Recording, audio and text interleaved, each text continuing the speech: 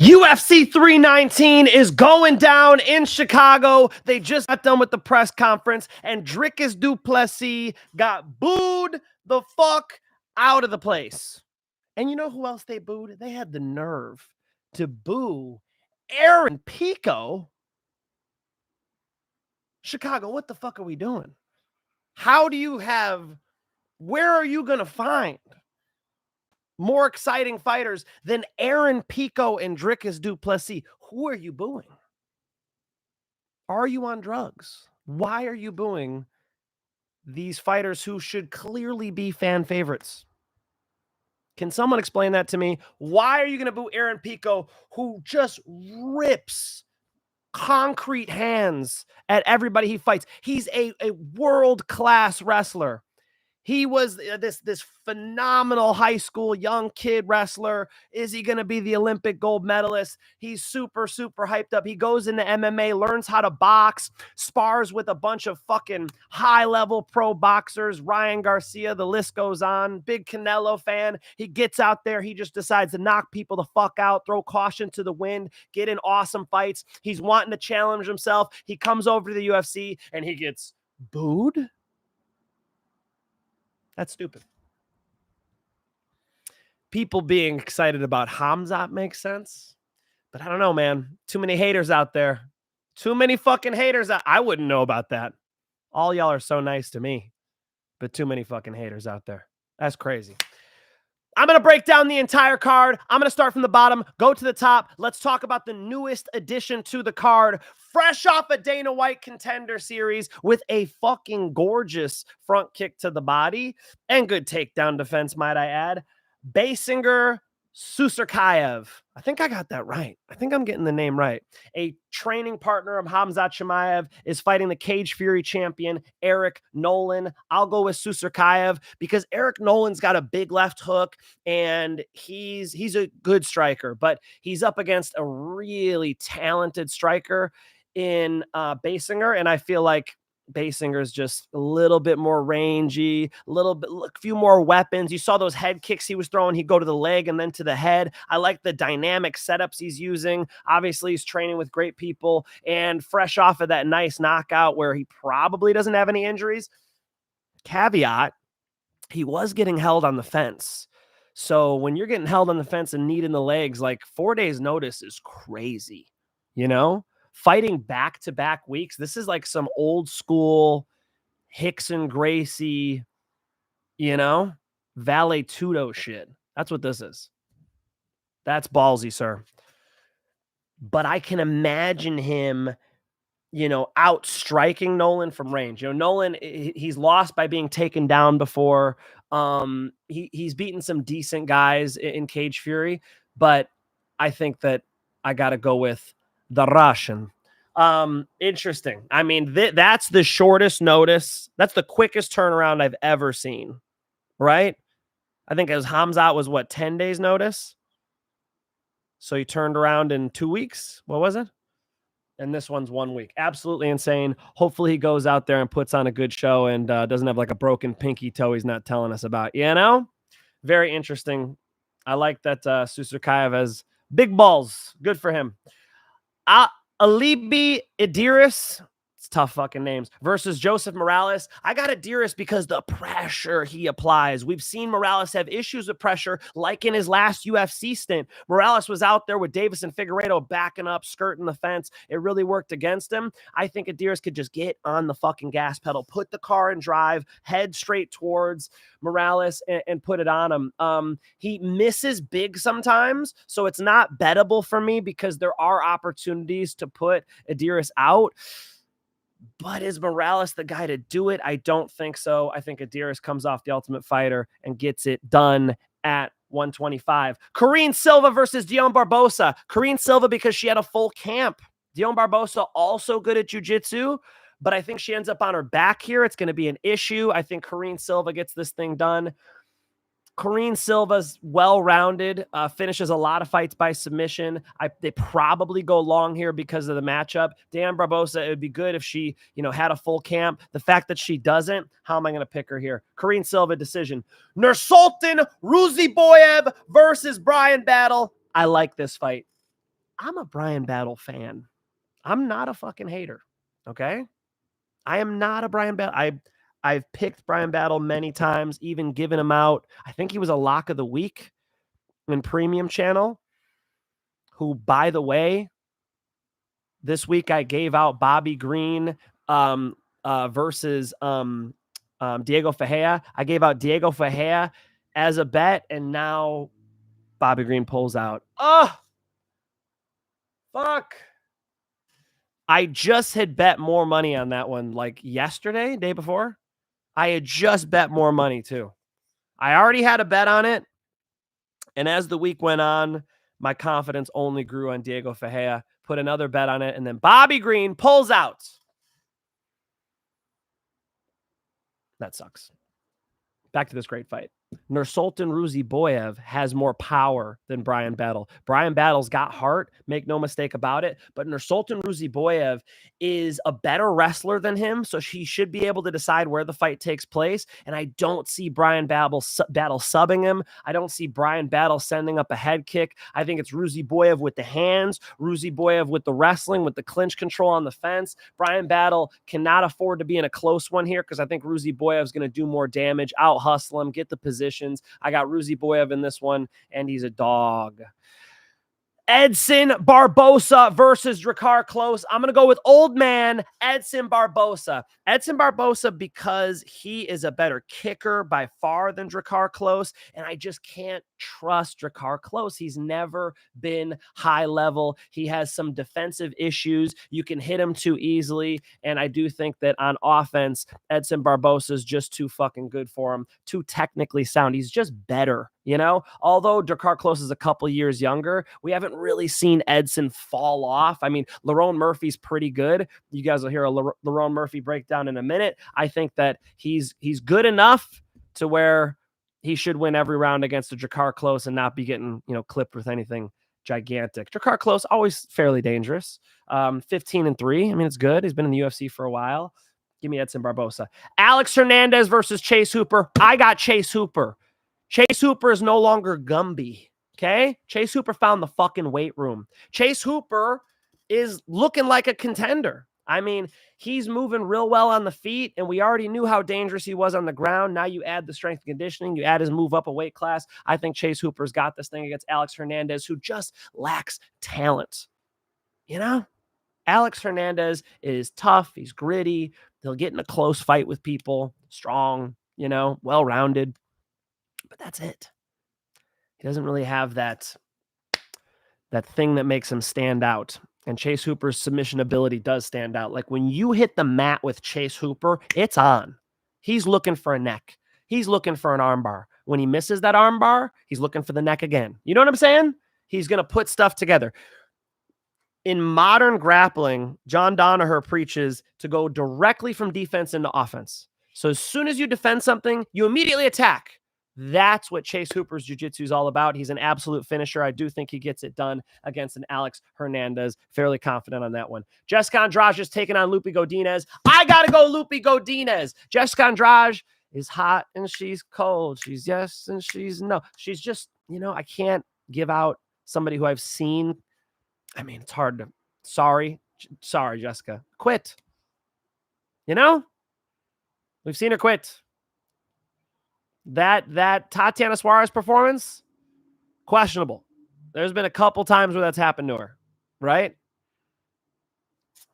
What am I thinking of? She was with the grappler. Not Natalia Silva. Aaron Blanchfield. The Aaron Blanchfield performance. That looked like a quit to me. So I can't go with that. I got to go with Loopy Godinez. She's gritty. She's tough. She wants the belt. I don't think she'll get it, but she's like contender level and not the highest fight IQ. That makes me nervous, but it should be Loopy Godinez over Jessica Andrade, I think, all day. Michael Olejechuk's taking on Gerald Meerschaert. Look, I love me GM3. All right. When you click on my channel, first video is GM3. He's up there as the channel video. I've known GM3 for a long time. GM3 is the comeback kid, the comeback man, the comeback grown-ass man veteran, okay? That's just a mouthful, so we'll say comeback kid. he's probably going to get outstruck. Yeah, it's happened before. But the striking between GM3 and Michael Olejechuk is closer than the grappling between Michael Olejechuk and GM3. I think that once they hit the floor, GM3 finishes the fight within a minute. His chokes are too good. His jiu-jitsu's solid, and he just knows how to close the show. I'm going to go with GM3 as a dog. Michael Olejechuk, very fucking dangerous. Absolutely can win this fight, especially with his fucking hands. Fast hands. He's impressive. And he just beat a kid trying to take him down. But that was no GM3. I think GM3's durability counts, and he does his usual GM3 shit. Tim Elliott taking on Kai Asakura. I think Tim Elliott's a test for Kai Asakura. I do. All right. I don't think this will be as bad as Tim Elliott's wedding day. If you got that joke, props. If you didn't, Kyle Kroom allegedly slept with his wife on wedding day. Jesus Christ. Get yourself a good girl, okay? I got me a good girl. Life changer. Life changer. Vet them, guys. Vet them. Okay? Get yourself a good girl. Woman. I think Kai Asakura, because he's so fucking talented. He can jump. He can spin. He's got knees. He's got all types of weapons that Tim Elliott can run into and get finished. Now, I think Elliott's a test, right? Elliott's going to be trying to wrestle him. That would be smart. We've seen Kai Asakura have troubles with wrestling. Watch the Pantoja fight, but it's Pantoja. You know?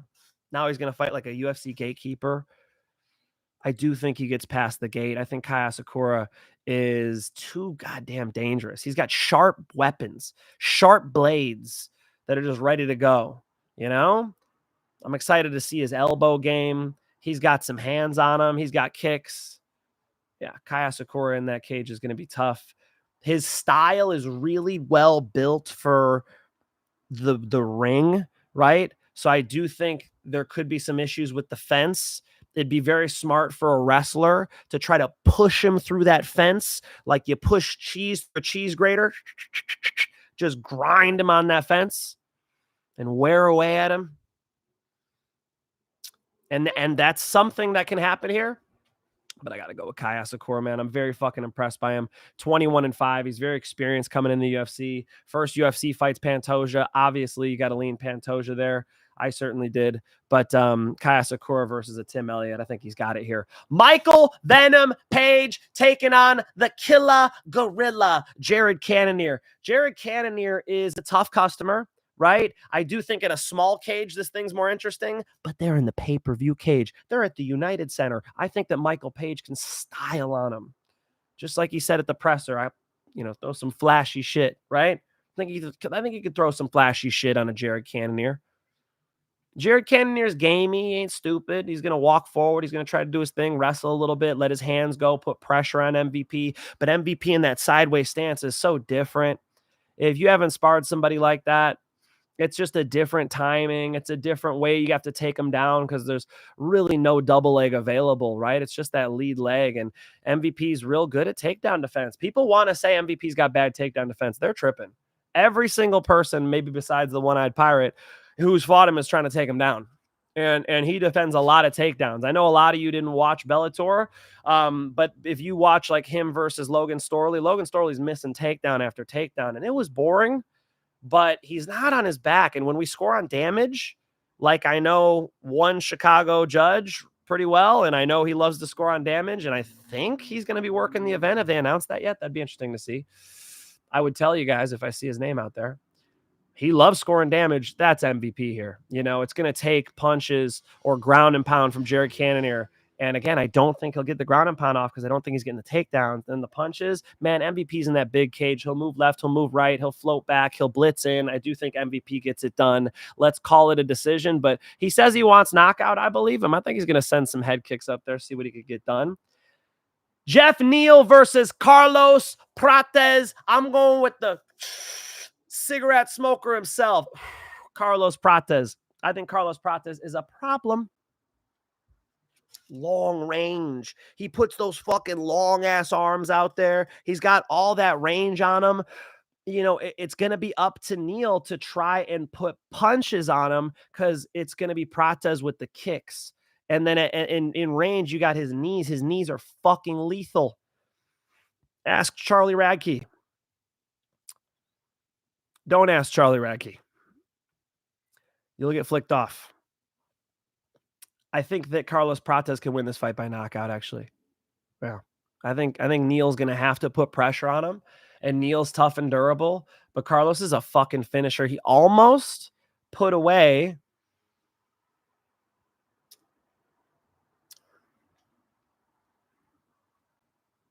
Ian Gary. He almost, Jesus, for Ian Gary, that's tough. That's tough, man. That's tough. I think Carlos Prates wins by knockout here. I do think he lets his legs go, and that's the difference. Again, I like Carlos Prates in the big cage, and his issue's been getting taken down, like by Ian Gary, who was scoring takedowns on him. I don't see Neal even really wrestling, man. Neal loves to strike with people, and I think he'll like his chances on the feet, and that'll be the death of him, you know? Figuratively, the death of him. Carlos Prates, body kick KO. Lerone Murphy versus Aaron Pico. God damn, this one's stressing me out. This one's stressing me out. I've been on Lerone Murphy. I've been on him. But the more data I gather, the more I don't like it. Lerone Murphy came in late. He flew all the way across the fucking world in the middle of fight week. He came in like Wednesday. That's not good. You see Aaron Pico, like, damn, he just got in for real? Like, oh shit, this is not good. You know? I think it's a problem. I think that's a problem.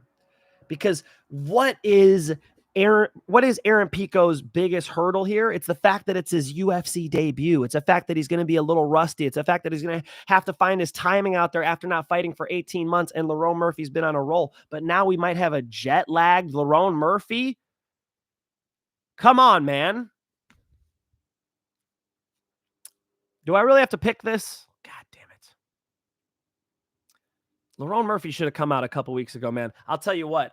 I flew from Huntington Beach, California, where I am right now, over to London, and I had fucking jet lag. I was at the museum, the British Museum, which is dope, by the way. They stole a bunch of shit from Egypt. Won it in war. Sorry. They won a bunch of things in war. And maybe bought some from Egypt. And it is incredible. The original Elgin marbles from Athens are there. You guys like, Mike, talk about the fights. I was at that museum and I was yawning my ass off. I was so excited to be there. Fucking King Ramses' head's in front of you. You got fucking just incredible stuff. I was yawning my ass off. I was drinking coffee and shit. I don't drink coffee. Do I look like I need to drink coffee? Do I have a lack of energy? I was yawning. I was passing out. I was sitting down everywhere I could. That could be Lerone Murphy this week. Lerone, what do you? He's like, I've never been to Chicago. This is far from home. Yeah, bro, you were supposed to come out a month ago. What the fuck? You should have got your whole team out here 2 weeks ago. What the fuck? Big L for Lerone Murphy. Aaron Pico is so talented, guys. Aaron Pico hits so fucking hard. If you're part of the crowd who's booing in Chicago, Aaron Pico, you're going to find the fuck out. And it might not be in his UFC debut. I don't know what version we get after 18 months off making his UFC debut up against a contender like a Lerone Murphy. But 5 fights into his UFC career, you're going to respect him. I predict Aaron Pico will fight for the UFC title. I predict Aaron Pico will be a fan favorite in the UFC. In his first fight against Lerone Murphy, I'll pick that he loses a split decision or something. But God damn it, I could see him winning too. And I'm rooting for him. So let's go with one of the most exciting guys, Aaron Pico, to have a decent debut against Lerone Murphy. I just feel like Lerone Murphy, it's not set up for Aaron to win, guys. You know? Patricio Pitbull comes over, they give him Yair Rodriguez. You could go all the way fucking back, right? When people make their UFC debut, generally, The UFC would like to see them lose their first one, right? Shows how good the UFC fighters are. Then you can get some decent matchups and get your feet wet in the UFC and feel, a little comfortable. So Lerone Murphy, jet lagged and first time in Chicago. He gets outside in Chicago. He's like, fresh air. Because he'd been traveling all day. That's not what you want to do. I beat it to death. I'll stick with him. But man, if Aaron Pico wins by knockout, I'm not surprised, motherfuckers. Dricus du Plessis is taking on Khamzat Chimaev in the most fun fight that we could possibly make in the UFC middleweight division. Khamzat Chimaev finally getting his title shot, and it's against a guy who has really shored up the cardio issues, a guy who can go hard for 5, a guy who wins in crazy ways. I mean, the fans have just been like, I've heard falling piano. I've heard Looney Tunes. I've heard, he just stumbles and gets a takedown on Israel Adesanya. He fucking headbutt the hip of Sean Strickland. Who headbutts a hip? Dricus du Plessis does. So can he slip on a banana peel and accidentally front kick Khamzat Chimaev in the beard? Yes, he fucking can. It's Dricus du Plessis. But I'm going to go with Khamzat Chimaev. Khamzat Chimaev because he's a lot better at wrestling. Hear me out. I hear some of you on the interwebs. You agree with Khabib. Somebody said, because I disagreed with Khabib, Khabib says that Khamzat should strike with Dricus du Plessis. He should strike with him, right? And I disagree with Khabib on this point, okay? Doesn't mean Khabib's not the best lightweight ever, one of the best fighters we've ever seen. It's not what it means. That just means that I disagree with him on this point, okay? You smartasses in the comments. Mike, you're not a coach. Yes, I am. The fuck do you think I do Monday through Friday? I coach at UFC Gym Huntington Beach, and I've been a coach at boxing gyms, and I've been a coach at jiu-jitsu gyms. I'm from Chicago, where that's what I did full time, okay? I've cornered boxers, MMA fighters, plenty of grappling tournaments. I'm a mixed martial arts fighter myself. I think that Khamzat should wrestle because that's the biggest advantage he has. Khamzat wrestles with, I saw him wrestling with Saudjalayev, the Olympic gold medalist at heavyweight. Dricus is going to feel not like Saudjalayev. You're talking about one of the best wrestlers we've ever seen. One of the most talented takedown artists, smash artists with an E, smish artists we've ever seen. And you're going to tell him to kickbox? But Mike, he has good kickboxing. I know. So do a lot of people. So does Imavov. So does Sean Strickland, because Sean Strickland have problems kickboxing. Ask Israel Adesanya how Sean Strickland's kickboxing is. So does fucking Izzy. He's beating these guys. If Khamzat goes out there and kickboxes, he's going to roll the dice. I'm not even saying that he won't win by kickboxing. Hear me out. The smartest thing Khamzat Chimaev can do is fight Dricus just like he fought Rob Whittaker. Just like he fought Usman. Just like he fought 9 out of 10 other of his opponents.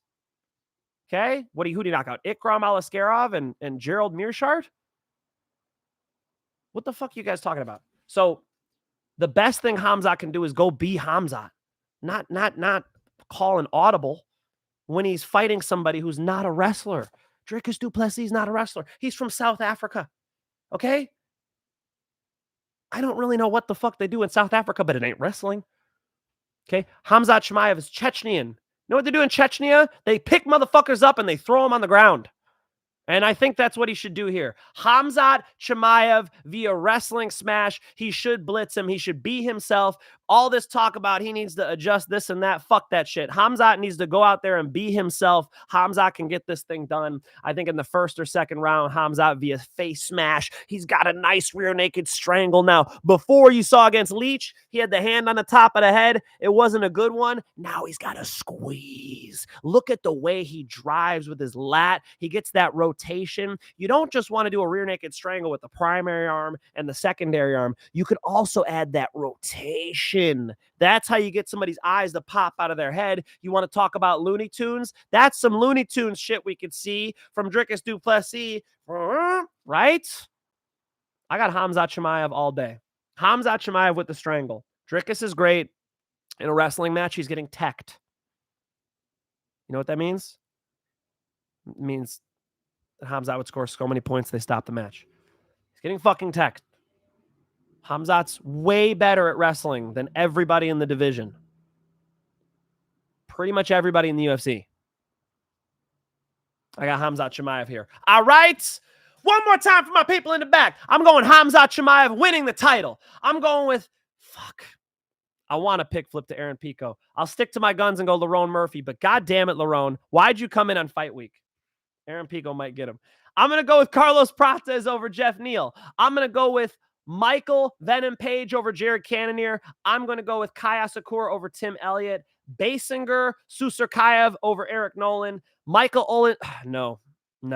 Gerald Meerschaert over Michael Olejechuk. Loopy Godinez over Jessica Andrade. Chase Hooper subbing Alex Hernandez. Edson Barbosa beating Klose. Nursultan Ruziboev over Brian Battle. Kareem Silva over Dion Barbosa. And give me Alibi Adiris over Joseph Morales. Those are my full card predictions for UFC 319 in my home city of Chicago.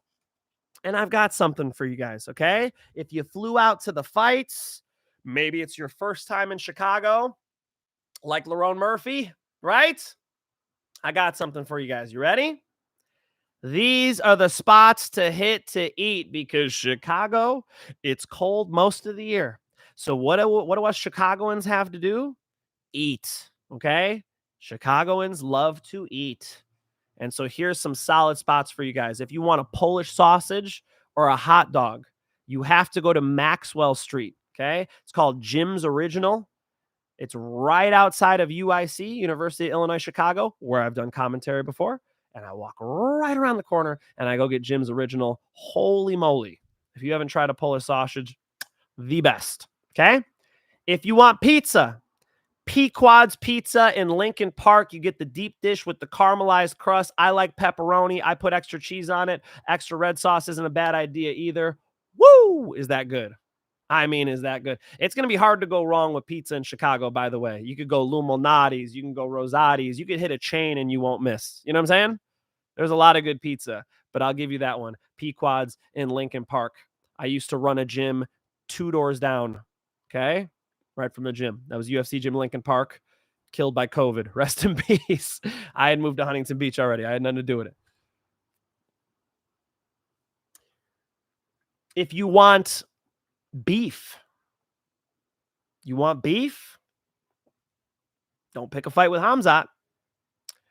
Go get your beef at Al's Beef. It's a chain around Chicago. It's fantastic. You could also get Mr. Beef's in River North as the original location. I used to run UFC Gym River North. I would walk right over to Mr. Beef's, and all the people there got like a bad attitude. I don't know. They were always being a little douchey about the parking situation, but damn, they can make a beef sandwich. So, and honestly, I've had more Al's Beef. So Al's Beef is tremendous too. For those of you who are not in Chicago, you're like, Mike, enough about food. You're making me hungry. But one more time for my people in the back. Al's Beef for the beef sandwiches. Whoo! Pequod's Pizza for the deep dish. And Maxwell Street, Jim's Original for the Polish sausages and hot dogs. I did right by you, okay? Now do right by me. Hit the subscribe button. Make sure you hit the like. We passed 10,000. That's awesome. Now the mission is 20, okay? And DM at Mike Finn Show on Instagram if you guys want to see my bets. I'm fucking confident this week. I slammed a couple lines. Like I said, I'm so pissed that Bobby Green pulled out of the Diego Ferreira fight because I slammed that line. I was literally going to upgrade that shit to a lock. There was a premium play. It is what it is. The lock is plus money. DM at Mike Finn Show on Instagram if you guys want to see who I placed my biggest bets on for UFC 319 and their confident ones. Me personally, I bet every single dollar in my betting account. I pretty much never do that. Okay? So I'm going in. What say you, chats? Joey Hemingway with the $5. Thank you for waiting patiently, sir. Finch just got back in a premium channel. Let's get paid. I think you got good timing. Man. Welcome back to Premium Channel. Where'd your comment go? Welcome back to Premium Channel, Joey Hemingway. I appreciate you being there. All right? I make custom content for Premium Channel, guys. DM at Mike Finch Show on Instagram. My guy T will get you in there. All right? What's up, everybody? Pico look nervous? I mean, bro, how many bad UFC debuts have we seen? You know, guys got to get comfortable in the UFC. Pico's an introverted guy, though. So he doesn't fight nervous, okay? With that being said, you never know. He's been out for 18 months. You ever leave something on a shelf for 18 months? It gets dust on it, right?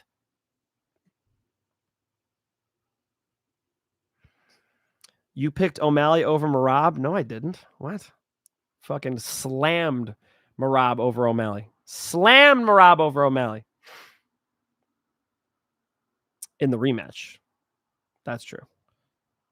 This time the wrestler loses. DDP gold. Yeah, bro. First off, that's a crazy reference. Those fights aren't even the same at all. Dricus, Plessis, and Sean O'Malley have what in common? They're white? Like, what the fuck? You know? I personally thought Dricus looked way bigger than Khamzat. Khamzat's fucking tall, man. He said Khamzat looked like Bigfoot. So Dricus disagrees. Finch, DDP giving your hometown high praises. Show the man some respect. I did. I said they shouldn't boo him. What the fuck? They should not boo him. Why are they booing him? He's so exciting to watch. DDP's always in a great fight. What is there to hate on? Why are y'all haters? Quit hating. Show some love. Show some love in the chat here, too. If you guys are on the replay gang, like, subscribe, leave a comment.